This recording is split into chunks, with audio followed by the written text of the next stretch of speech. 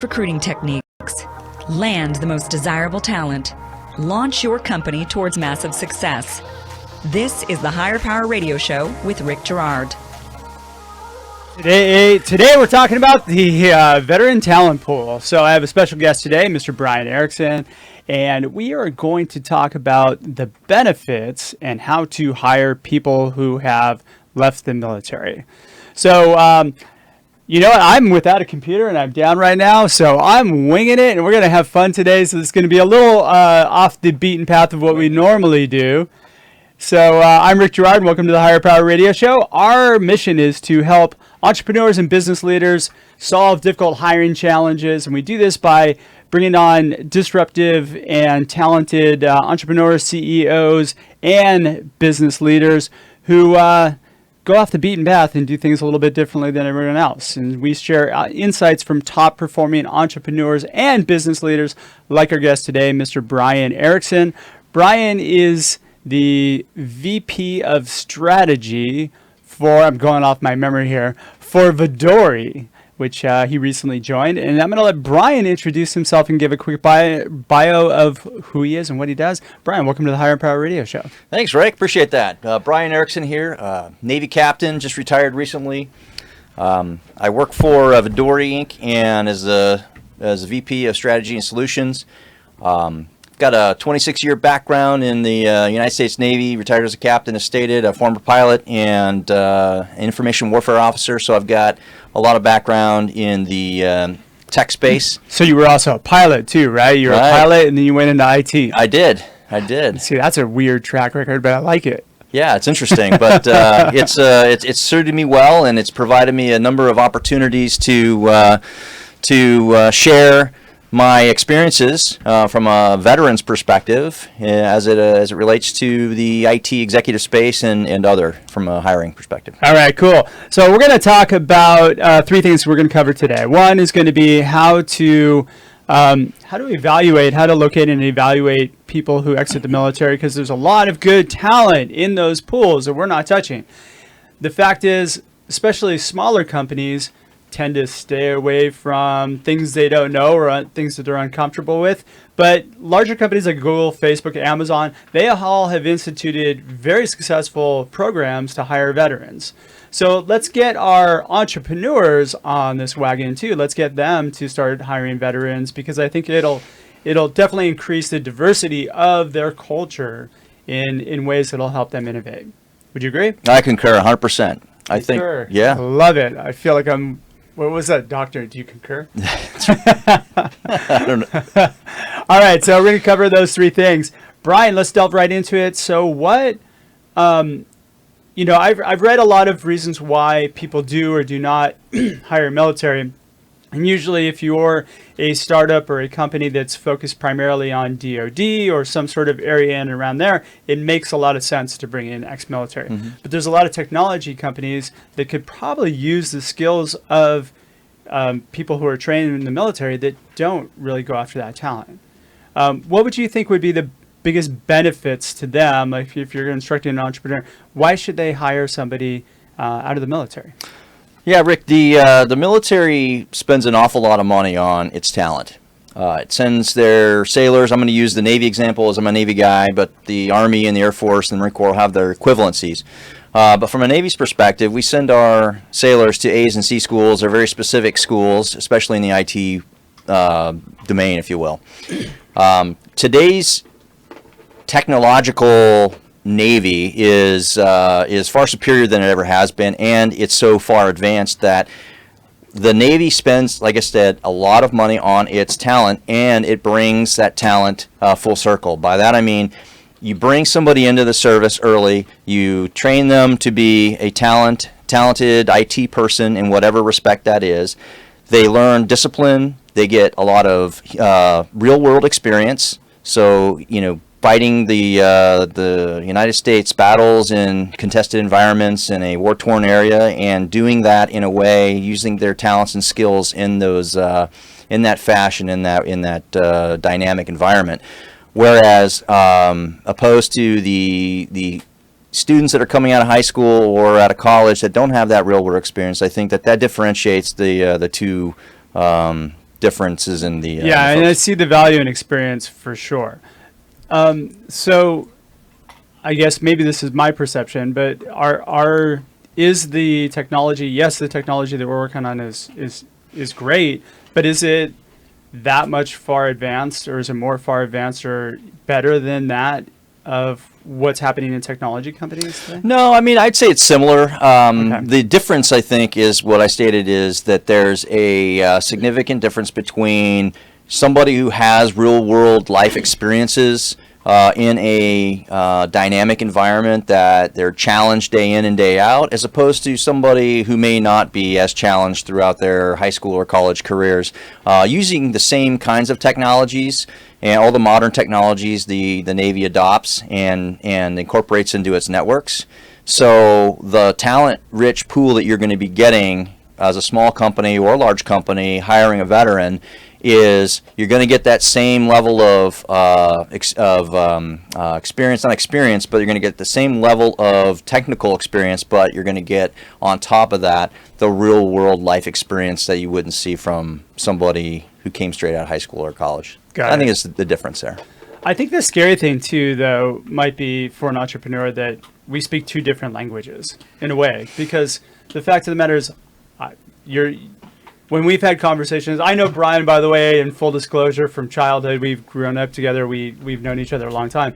But in some of the conversations we have, like, you drop terms like, I'm like, I have no idea what you're saying. It's like totally Greek to me. Right. I would imagine just that communication style from where you start when you're brought into the military all the way through when you exit, you're kind of part of that world, and it's a totally different style or communication style than what happens here in the civilian world. So I would imagine that transition, I think for a lot of entrepreneurs, it might be really scary, and it's probably scary for you guys coming out into the civilian world and looking for jobs. Right. Yeah, no, you're right. So what we say in the military is the unks or the unknown unknowns, right? That's what we're most fearful of, right? See, that's a military term. Right, the unks. So that means uncle to me. Right. So I think what you're getting at is there's a cultural difference between a sailor and an entrepreneur or a small company or a small business. And you're absolutely right. And I think there's a misconception that the military is not very dynamic, and they aren't able to adopt to a new culture. There may be some sort of misconception there, and I think that that's a falsity in that every sailor goes, before they get out of the Navy, between 6 and 10 years, they have been to 2 or 3 different commands. Each command, each organization has a different culture in and of itself, and they have to adopt to that cultural environment. And so I think that what you'll find by hiring... So you're saying that military people are probably more adaptable than... I would say yes, because they're put into situations where, one, they have to make informed decisions in a contested environment, in a dynamic situation, and they have to do that in a different cultural environment 2 or 3 times in their career if they're out in 6 or 7 years. So I would say that they're very adaptable, and I'm not saying they're better or worse than a civilian, but I'm just saying my experience over almost a 30-year career has been very impressed by our young sailors and how adaptable they are to those different cultural environments that they experience. Got it. Okay. If you're just tuning into the radio show or podcast, you're listening to the Higher Power Radio Show. I'm your host, Rick Girard, and our guest today is Brian Erickson. He is the VP of Strategy for VIDOORI. And again, I'm running without my notes, so I know you guys are going to flame me on the comments. Anyway, we're going to take a quick break from our sponsors. Find out how hiring outstanding talent... Whoa, I just totally botched that one up too. All right, so find out how hiring exceptional talent by healing somebody's career pains will help benefit your company. You can find out more at stridesearch.com. Again, you're tuning into the Higher Power Radio Show. I am Rick Girard, and thank God for editing. So our guest today is VIDOORI. So tell the audience a little bit about what VIDOORI does. Yeah, so VIDOORI is a small software development company. Also does program management, cybersecurity. based out of Washington, D.C., and they brought me on specifically to build the VIDOORI West brand in San Diego out of the Fleet Concentration Area in San Diego. Oh, cool. So I'd imagine there's some military jobs there are going to be opening up. There will be lots of military jobs coming available, and others. Very, very cool. All right, so now my computer's back up and running. Yay! So I don't even need the scratch anymore. All right, so we talked about the advantages and like what are some of the disadvantages? Okay, so I did a lot of reading, I think, prior, and so you have kind of this language translation issue. You've got, I think the other thing that entrepreneurs have a difficult time doing is seeing where there's a skills match. Because, and you and I talked about this before, a lot of times when you come out of the military, you probably can't talk about what you worked on. Right? Security clearances. Yeah, security issues, right? So how do you convey or how do you extract out the information from a prospective candidate that, hey, these skills are transferable if you can't really talk about what you've done? The stereotype issues, I think we all have them. So it's good that you're giving clarity on that because I think we have, from my perspective, we have just different perceptions of everything that we've seen in the movies, right? Right. You have that alpha mentality, you have that aggression, you have PTSD potentially, you don't know, there's kind of disability fears, there's all kinds of things I think that come into play. But one of the things that a lot of tech startups tend to focus in on is cultural fit, right? And maybe they don't see where somebody from the military can fit culturally. You've shed some light on that, which is great. But how do we get them connect the dots for, okay, you have to understand who, like the mentality and who each individual is, right? But how do we connect the dots as to how somebody's going to fit into a company culturally? Yeah, I would say that, so first off, I think that you want as an organization to have a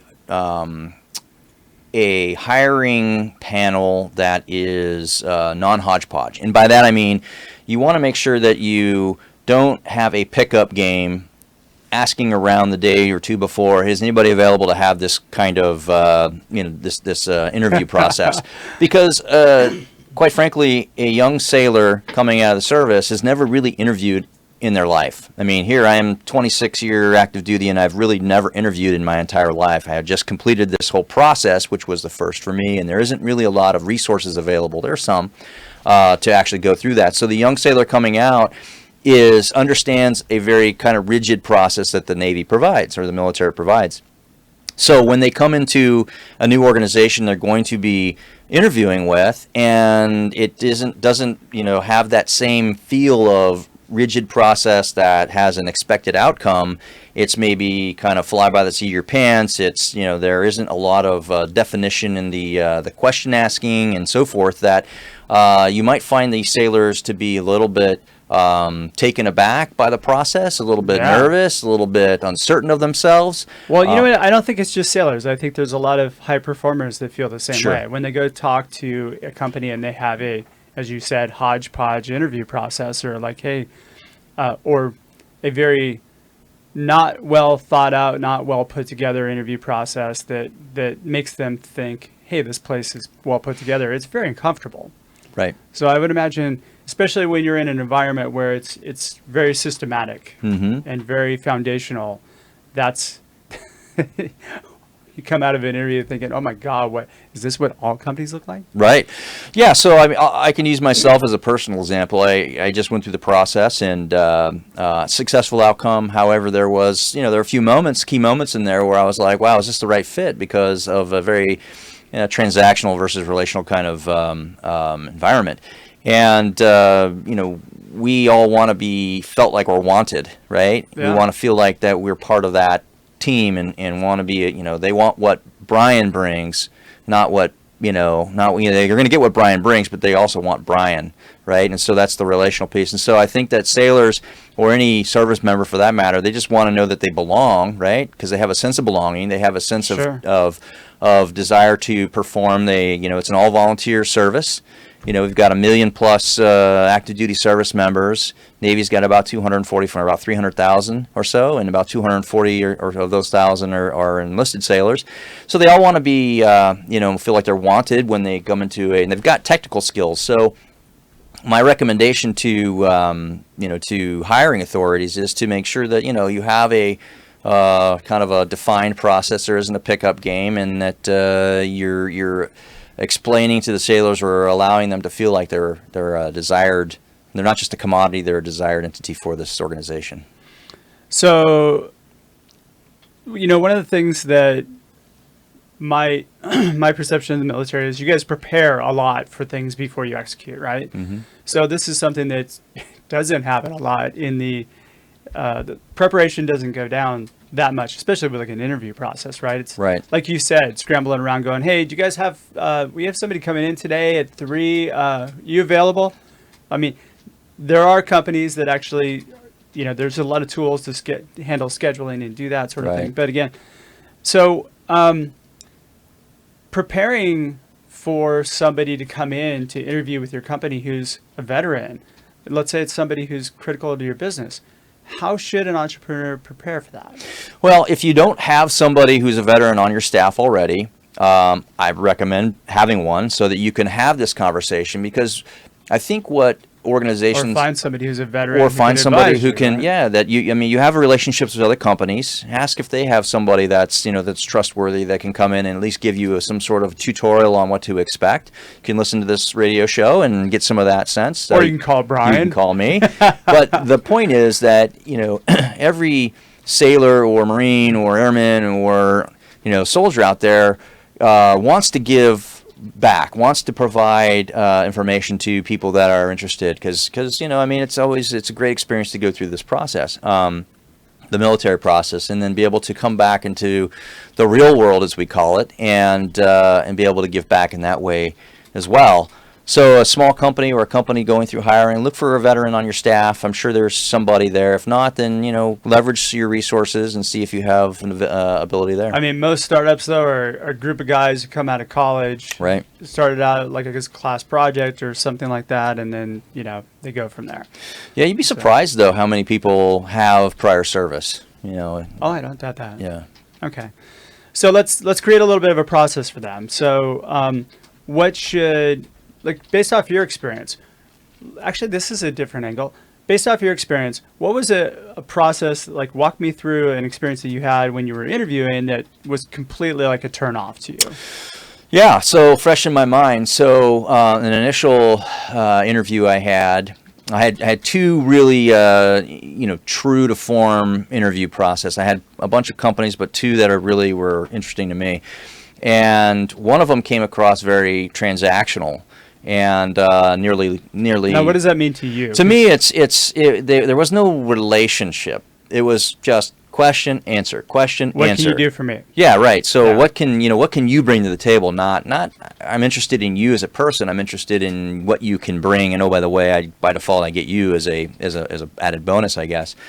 Whereas another by the way, that does not attract people. By the way, it does not. It's very especially high-performing individuals. It's very off-putting. Totally. On the other hand, I had another company that was rushing me for a long time, and was making me feel like the team early on, and so I was heading down a path, and I was really excited about the opportunity, and it was one of those things where when the other company that was more transactional, at the beginning, finally turned the corner and became more relational and made me feel like I was part of the team, that's when I really started to give them a little bit more. Oh, that's interesting. So they started out transactional and we were able to actually pivot. Yes, they pivoted. So because I mentioned it, I said, got it. The transactional.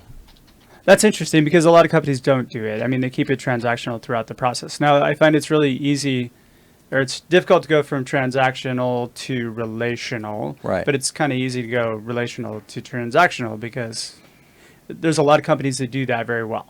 Well, and you're right. And so the company that I decided to not go with started off relational, and then ended up transactional. So they flipped the other way, Wow. which was really weird. And so I was a little off put because it became more transactional. And so it was. So they just, started hammering you on money and benefits. it was and it things like was that. a number of different things. Yeah, it was, and I was like, it just kind of threw me for a head spin. And I'm actually excited where I ended up because.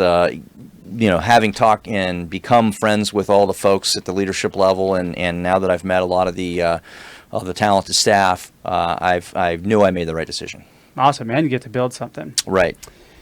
Yay. All right. So let's talk about process and structure because this is important. So what's impressive about what's going to impress a veteran in an interview process? As stated, if you make them feel like they're part of the team early on, that's something that they would certainly gravitate towards, because I think most people would. If you feel like you're desired, you're not just a number, you're actually a body or a person. You mean something to them. Yeah. I think that's excuse me. I think that's extremely it's important to the individual.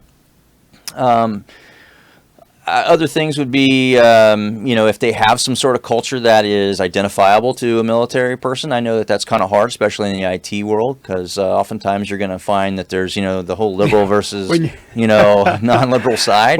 When you're going from wearing, military attire to having to like go to a hoodie and right. and Well, tank top and you'd be surprised. I mean, flip-flops. you probably wouldn't, but a lot of our sailors that get out between the 4 and 6 year mark are those that are. There's many that are not talented and that are probably problem children. I mean, every company has that, unfortunately. Sure. There's Don't that hire those. There's that element, but the majority, I'd say, are extremely talented, extremely motivated, dedicated, dynamic people, and they're looking for a change, and they're looking for something that is meaningful to them, because they've just spent the last 6 years of their life for our country, and now they're focused on, okay, now what can I do outside of that, and I want to feel like I belong. Exactly.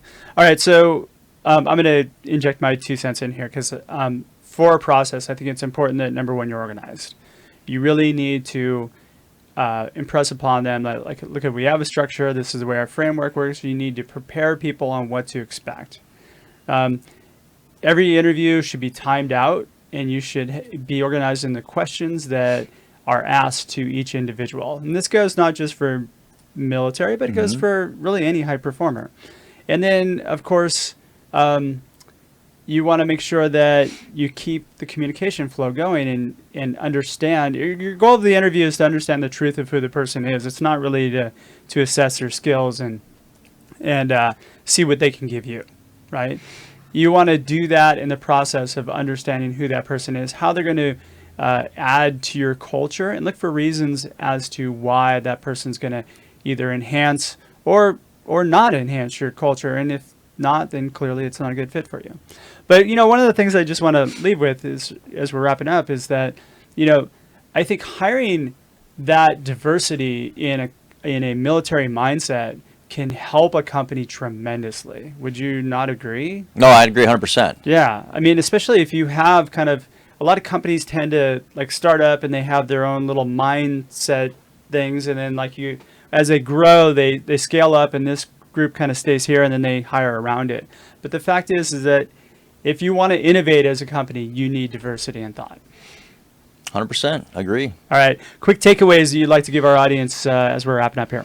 Yeah, so higher military, I mean, I think that provides you, it rounds you out. It gives you a little bit of diversity, as you stated. They're dynamic, they're proven, they're technical, they're capable, and they're trustworthy. So, I mean, there's a really good fit there. Not that your current employees are not, but they just bring a different perspective to the game, and it helps you kind of provide a little more depth to your organizational structure. And we didn't talk about this that much, but like from a communication standpoint, you guys are trained to like tell people what's going on, like pretty straightforward. Yep. Like there's no beat around the bush. It's like, hey, look, we have a problem. Here's why we need to get right. this. And that gets to that dynamic, in a contested environment kind of mindset. Informed decision making based on sometimes limited information, but you make a best decision given the situation that you have, and you can't beat around the bush, because time matters. Time kills, right? Yeah, exactly. So what else? So, the hire the military, transactional versus relational, I think that's key. And especially hiring, an executive for sure. You should have done all of your pre-screening for all their capabilities early, and then now it's just a matter of having a relationship building opportunity. I would extend that to the young sailors as well. Of course, they want to be wanted. And so... And it goes both ways. I think, they have to prep too. Oh, absolutely. Sure. They have to be prepared, but it gets back to, the point that we made earlier, which is an organization needs to have a thoughtful process for hiring, and it can't be a pickup team. It can't be a hodgepodge. It has to be thoughtful and dedicated. And if you know that cultural identity is coming in the military, then have somebody that can shape to that conversation. And with that, boom, you just laid it down. So, Brian, thanks for, we're just about out of time for today's show. So thanks for your time investment today. Thanks, Rick. Happy to hear about your new job. So that being said, now, what would be the best way in which our audience members can find you, find VIDOORI, reach out to you? Yeah, so VIDOORI.com on... Spell that out. VIDOORI.com. We're on LinkedIn, all the normal social media sites. And just a tip, I think they're going to be hiring in San Diego. And we'll be hiring in San Diego. And you can reach me at brian.erickson, ERICKSON, at VIDOORI.com. Perfect, and we'll link those in the notes. So I want to thank our listening audience for tuning in to this week's episode of Higher Power. A quick thanks to our team, our engineer Paul Roberts, our producers Andrea Ballin, Shanti Ryle, and Ayla Gerard. If you're listening to the podcast, please subscribe, review, and share. We're listening and we welcome your feedback. After all, this show is for you. That's my phone. You can join the Higher Power Radio community at Higher, that's H-I-R-E, Power, P-O-W-E-R, radio, R-A-D-I-O.com, or you can drop me an email at rick@stridesearch.com to learn about our passive talent webinars and workshops. Tune in next week. Our guest is going to be David Patterson. David Patterson is the SAP Recruiter and president of SAPRecruiter.com. Actually, SAP Recruiter / Kineta Group. I'm Rick Gerard, your host, and you have been listening to the Higher Power Radio Show. Aloha. Thank you for listening to Higher Power with Rick Gerard on OC Talk Radio.